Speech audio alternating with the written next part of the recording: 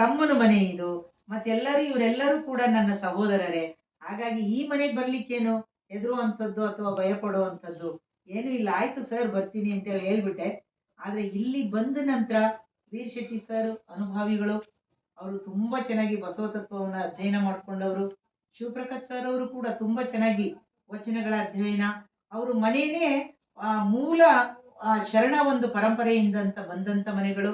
ಅಕ್ಕವರು ಕೂಡ ಅನ್ನಪೂರ್ಣ ಅಕ್ಕವರು ಹಾಗೆ ಇವರು ನಮ್ಮವರೇ ಆದಂತ ಶರಣರು ಕೂಡ ಇವರ ಮನೆಯೆಲ್ಲ ಬಸವ ತತ್ವದ ಒಂದು ತಳಹದಿ ಮೇಲೆ ಬೆಳೀತಾ ಬಂದಿರುವಂತ ಮನೆಗಳು.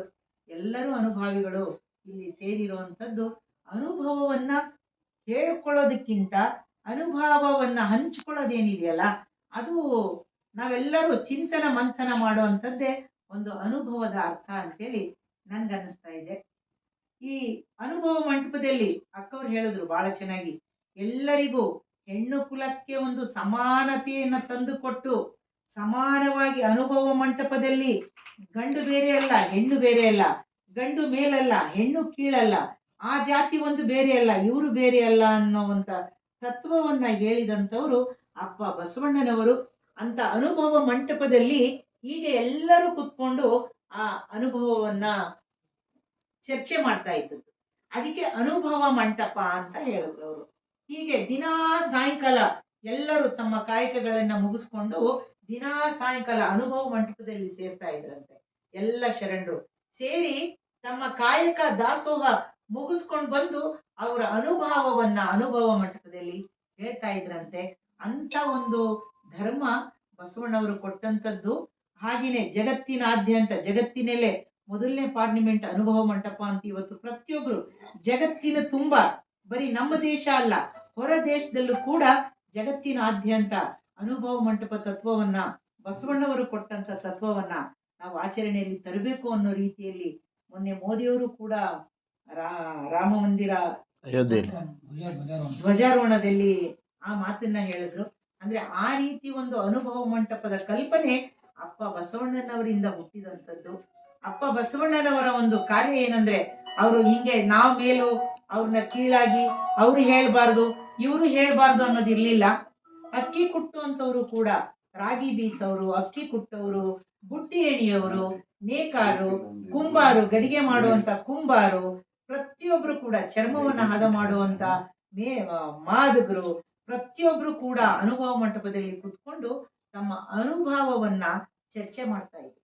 ಅಲ್ಲಿ ಎಲ್ಲರೂ ಹೋಗಿ ಬರೋದು, ತಮ್ಮ ಕಾಯಕಗಳನ್ನ ಪೂರ್ತಿ ಮಾಡೋದು, ಆಮೇಲೆ ಅನುಭವ ಮಂಟಪದಲ್ಲಿ ಕುತ್ಕೊಂಡು ತಮ್ಮ ಅನುಭವವನ್ನ ಹಂಚಿಕೊಂಡಿದ್ದೇ ಅದು ರೂಪುಗೊಂಡಿದೆ ವಚನ ಸಾಹಿತ್ಯ. ಅದ್ರಲ್ಲಿ ರೂಪುಗೊಂಡಿದ್ದೇ ವಚನ ಸಾಹಿತ್ಯ. ಯಾರು ಸಪರೇಟ್ ಇನ್ ಕುಂತು ಬರ್ದಂತವ್ರಲ್ಲ, ಅಧ್ಯಯನ ಮಾಡಿ ಎಲ್ಲೋ ಒಂದ್ ಕಡೆ ಲೈಬ್ರರಿಯಲ್ಲೋ ಎಲ್ಲೋ ಒಂದು ರೂಮಲ್ಲಿ ಕುಂತು ಬರ್ದಂತ ವಚನಗಳಲ್ಲ.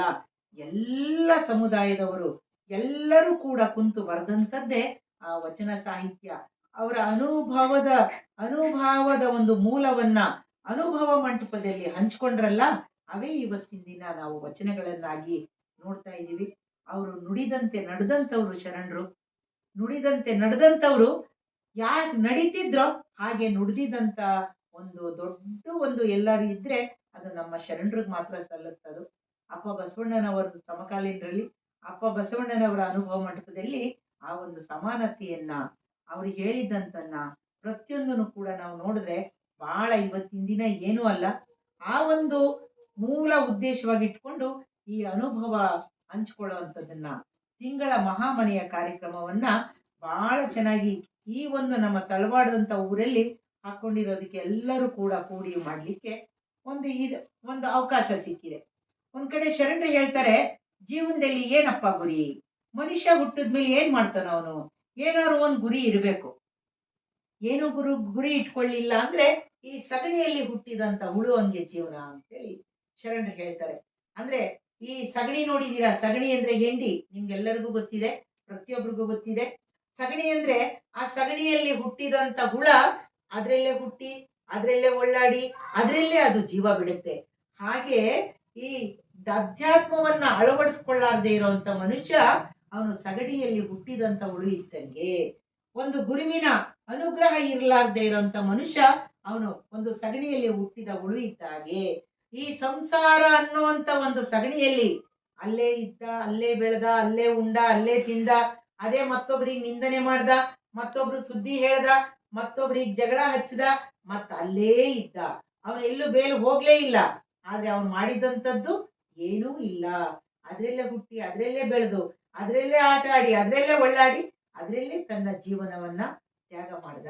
ಅಧ್ಯಾತ್ಮ ಅಧ್ಯಾತ್ಮ ಅನುಭವ ಇರ್ಲಾರ್ದೇ ಇರುವಂತ ಮನುಷ್ಯ, ವಚನ ಸಾಹಿತ್ಯ ಒಂದು ಪರಿಕಲ್ಪನೆ ಇರ್ಲಾರದ ಮನುಷ್ಯ, ಒಂದು ಗುರುವಿನ ಅನುಗ್ರಹ ಆಗ್ಲಾರ್ದೇ ಇರೋ ಮನುಷ್ಯ ಒಂದು ಸಗಣಿಯಲ್ಲಿ ಹುಟ್ಟಿದ ಹುಳು ಇದ್ದ ಹಾಗೆ ಅನ್ಕೊಂಡು ಶರಣರು ಹೇಳ್ತಾರೆ.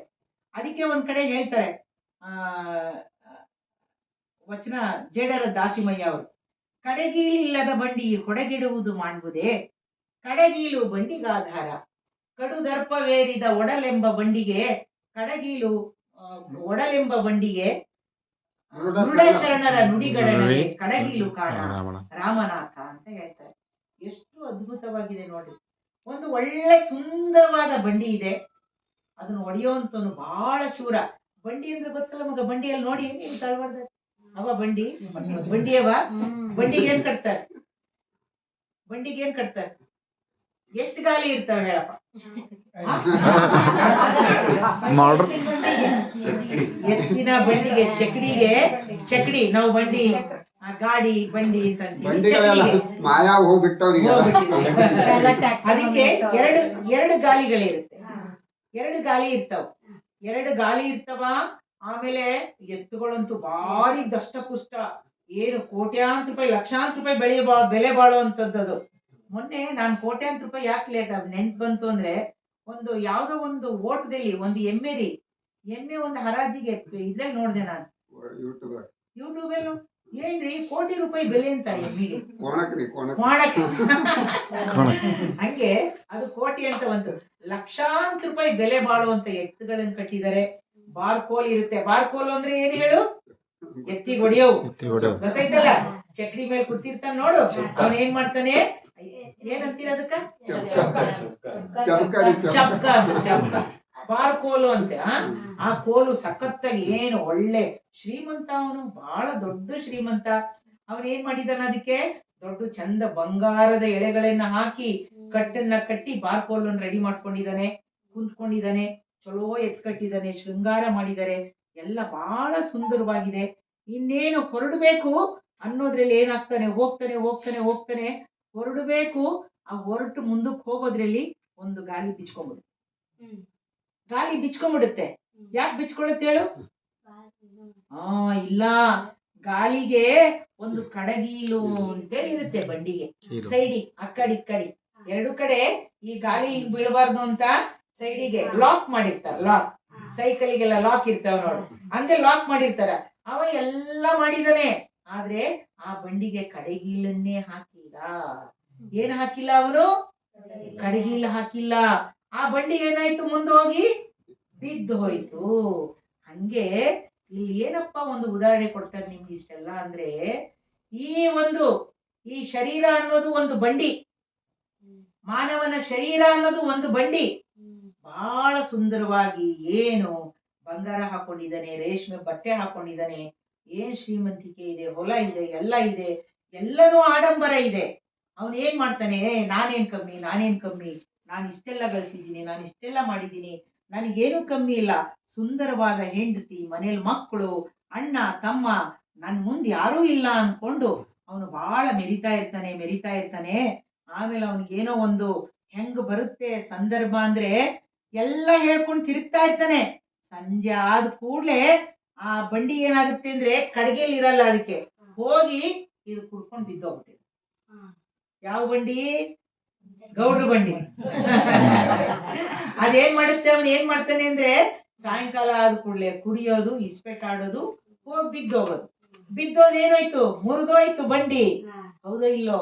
ಹಾಗೆ ಶರಣರು ಏನ್ ಹೇಳ್ತಾರೆ ಅಂದ್ರೆ, ಈ ಮಾನವ ಶರೀರ ಅನ್ನುವಂತ ಒಂದು ಬಂಡಿಗೆ ಕಡಗೀಲು ಬೇಕು. ಕಡಗೀಲು ಏನಪ್ಪಾ ಅಂದ್ರೆ ಶರಣರ ನುಡಿಗಳನ್ನ, ವಚನಗಳು, ಒಳ್ಳೆ ಮಾತುಗಳು, ಒಳ್ಳೆ ದಾರಿ ದೀಪ ಆಗುವಂತ ಅಮೃತ ನುಡಿಗಳು, ಶರಣರ ಅನುಭಾವದ ವಚನಗಳು ಅನ್ನುವಂತ ಆ ಕಡಗೀಲನ್ನ ಹಾಕಿದ್ರೆ ಮನುಷ್ಯ ಬೀಳಲ್ಲ, ಅವನು ನೇರವಾಗಿ ತನ್ನ ಗುರಿಯನ್ನ ಮುಟ್ತಾನೆ. ಆ ಕಡಗಿಲ್ ಹಾಕೋದು ಏನಪ್ಪ ಅಂದ್ರೆ ಇದೆ ಮನೆಯಲ್ಲಿ ಮಹಾಮನೆ. ಈ ಏನು ಪ್ರವಚನ ಅನುಭವ ಏನಿದೆಯಲ್ಲ, ಇದು ಅನುಭವ ಅನ್ನೋಂತ ಕಡಗಿಲನ್ನ ಹಾಕೊಂಡ್ರೆ ಆ ಮನುಷ್ಯ ನೇರವಾಗಿ ಮನೆ ಮುಟ್ತಾನೆ ಅನ್ಕೊಂಡು ಶರಣರು ಹೇಳ್ತಾರೆ. ತುಂಬಾ ಚೆನ್ನಾಗಿ ಹೇಳ್ತಾರೆ. ಆಮೇಲೆ ಸರ್ಪಭೂಷಣ ಶಿವಯೋಗಿಗಳು ಒಂದು ಪದ್ಯ ಹೇಳ್ತಾರೆ. ತುಂಬಾ ಚೆನ್ನಾಗಿ ತತ್ವಪದ ಇದೆ ಸರ್, ಬಹಳ ಚೆನ್ನಾಗಿದೆ. ನಾನು ಇವತ್ತು ಅದು ಬಹಳ ದಿವಸದಿಂದ ನೋಡ್ತಿದ್ದೆ.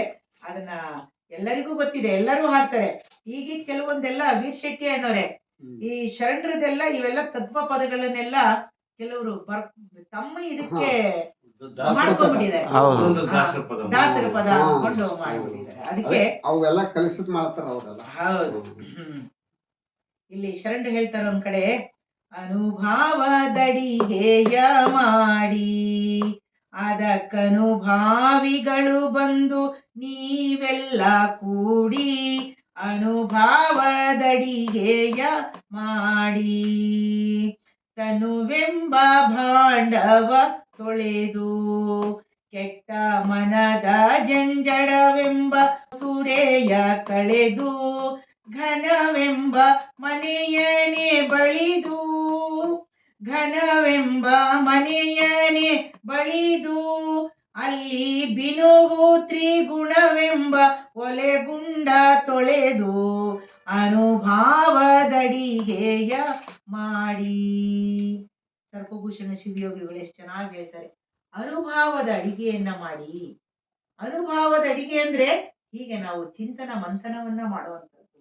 ಅನುಭವದ ಅಡಿಗೆಯನ್ನ ಮಾಡ್ಬೇಕಾದ್ರೆ ನಾವು ಹೇಗಪ್ಪ ಅಡಿಗೆ ಮಾಡೋದು ಅಂದ್ರೆ, ಈ ತನು ಅನ್ನುವಂತ ಭಾಂಡೆಯನ್ನ ತೊಳಿರಿ, ಈ ಶರೀರ ಅನ್ನುವಂತ, ಈಗ ನಾವು ಮೊದ್ಲು ಪ್ರಾರ್ಥನೆ ಮಾಡಿದ್ವಿ ನೋಡ್ರಿ, ಪ್ರಾರ್ಥನೆ ಮಾಡಿದ್ವಲ್ಲ ಅದು ಬಾಂಡೆ ತೊಳೆಯೋದು.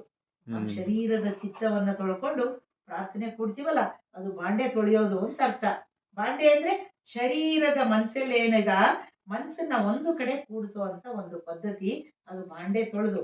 ಮನ್ಸು ಆ ಕಡೆ ಈ ಕಡೆ ಹಾರ್ತಾ ಇರ್ತ್ರಿ, ಒಂದ್ ಕಡೆ ಕಟ್ಟಾಕಕ್ ಆಗಲ್ಲ.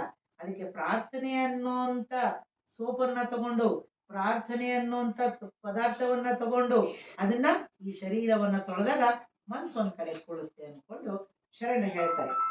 ಕೆಟ್ಟ ಮನದ ಜಂಜಡವೆಂಬ ಮುಸುರೆಯ ಕಳೆದು, ಆ ಬಾಂಡೆ ಹೆಂಗೆ ಗಲೀಜಾಗ್ಬಿಟ್ಟಿರುತ್ತೆ, ಆ ಕೆಟ್ಟ ಮನಸ್ಸಿನಲ್ಲಿರುವಂತ ಜಂಜಡ ಅನ್ನುವಂತ ಮುಸುರೆಯನ್ನ ಕಳೆದು ನಾವು ಇಲ್ಲಿ ಅನುಭವವನ್ನ ಹಂಚ್ಕೊಳ್ಬೇಕು ಅಂತೇಳಿ ಷಣ್ಮುಖ ಶಿವಯೋಗಿಗಳು ಹೇಳ್ತಾರೆ.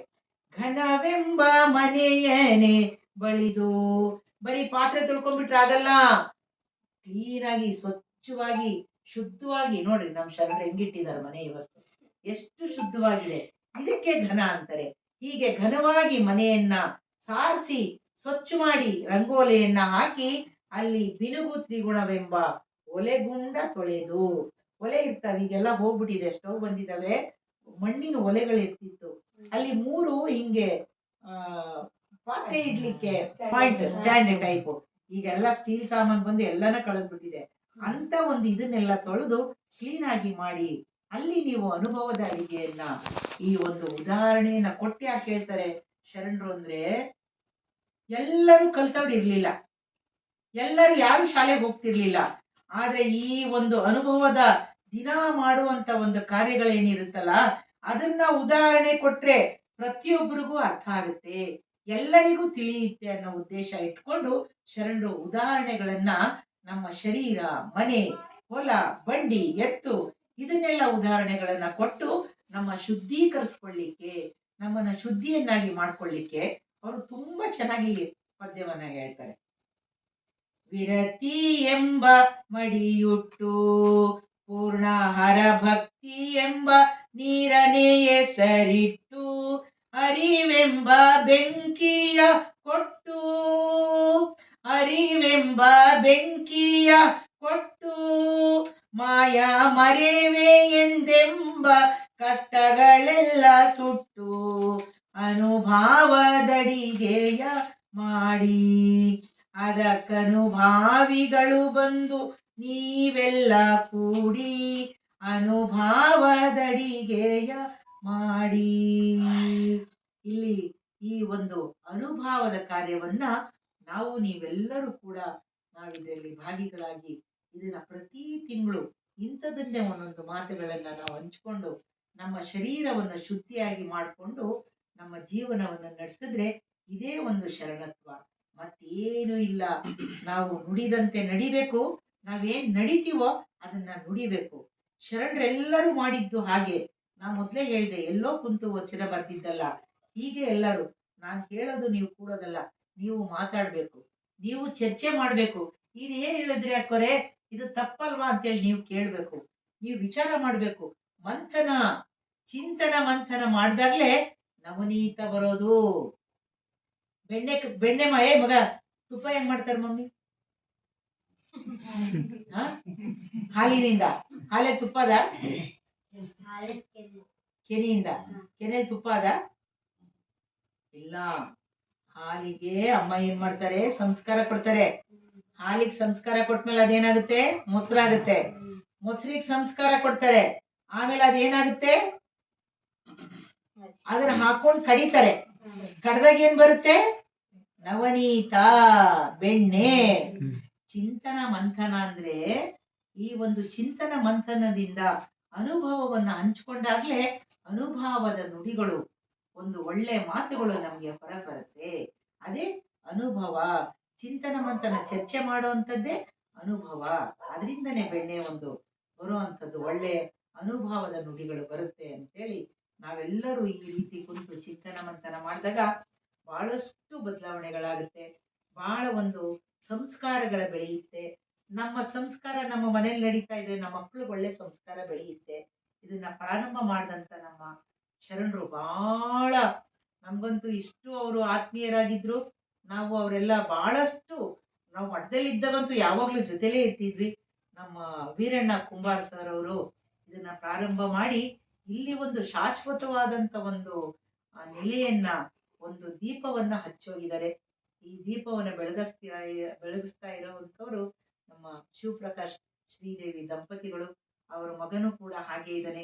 ಇಂಥ ಒಂದು ಕಾರ್ಯಕ್ರಮದ ಮೂಲಕ ಅವರ ನೆನಪು ಚಿರಸ್ಥಾಯಿಯಾಗಿ ಯಾವಾಗ್ಲೂ ಇರುತ್ತೆ, ಅಮರವಾಗಿರುತ್ತೆ. ಯಾಕೆ, ಅವರ ಹಚ್ಚಿದ ದೀಪ ಹಾಗೆ ನಾವೆಲ್ಲರೂ ಕೂಡ ಎಣ್ಣೆ ಹಾಕೊಂಡು ಉರಿಸ್ತಾ ಹೋದ್ರೆ ಈ ಜ್ಞಾನದ ದೀಪ ಬೆಳಗ್ತಾ ಇರುತ್ತೆ ಅಂತ ಒಂದು ಶರಣರನ್ನ ಈ ಸಮಯದಲ್ಲಿ ನಾವು ಸ್ಮರಣೆಯನ್ನ ಮಾಡಿ, ಆ ಹಾದಿಯಲ್ಲೇ ಆ ಶರಣರು ಕೂಡ ನಡ್ಸ್ಕೊಂಡು ಬರ್ತಾ ಇದ್ದಾರೆ. ನಮ್ಮ ಶಿವಪ್ರಕಾಶ್ ಸರ್ ಮತ್ತೆ ನಮ್ಮ ಶ್ರೀದೇವಿ ಮೇಡಮ್ ಅವರು ಕೂಡ ಇಲ್ಲಿ ಅವರನ್ನ ನೆನೆಸ್ಕೊಂಡು ಬಹಳ ಒಂದು ಈ ಕಾರ್ಯವನ್ನ ಬಿಡಲಾದೆ ಹೀಗೆ ನಡ್ಸ್ಕೊಂಡು ಹೋಗ್ಲಿ ಅಂತೇಳಿ ಹೇಳಿ, ಈ ಸಮಯದಲ್ಲಿ ಸರ್ ಅವರು, ಸಂತೋಷ್ ಸರ್ ಮತ್ತೆ ಅಕ್ಕವರು ಎಲ್ಲರೂ ಬಂದಿದ್ದಕ್ಕೆ ಬಹಳ ಸಂತೋಷ ಆಯ್ತು. ನನ್ಗೊಂದು ಬೇಜಾರು ಏನಾಯ್ತು ಅಂದ್ರೆ, ನೀವೆಲ್ಲರೂ ಅಲ್ಲಿ ಕೆಳಗೆ ಕುಂತೀರಿ, ನಾ ಮೇಲೆ ಕುಂತೀನಿ, ಅದೊಂದು ಬೇಜಾರಾಯ್ತು. ನೀವೆಲ್ಲರೂ ಕೂಡ ಇನ್ನ ಎರಡು ಮಾತುಗಳನ್ನು ಕೇಳಿದ್ದೀರಾ. ನನಗೆ ಗುರುಕುಲದಲ್ಲಿ ನಿಮ್ಗೆಲ್ಲರಿಗೂ ಗೊತ್ತಿದೆ, ನಾ ಎಲ್ಲೂ ಹೋಗೋಳಲ್ಲ, ಎಲ್ಲೂ ಬರೋಳಲ್ಲ. ನನ್ನ ಕೆಲಸ ಆಯ್ತು, ನಾನಾಯ್ತು. ಹಾಗಾಗಿ ನನಗೆ ಈ ಪ್ರವಚನ ಅಥವಾ ಈ ಅನುಭವದ ನುಡಿ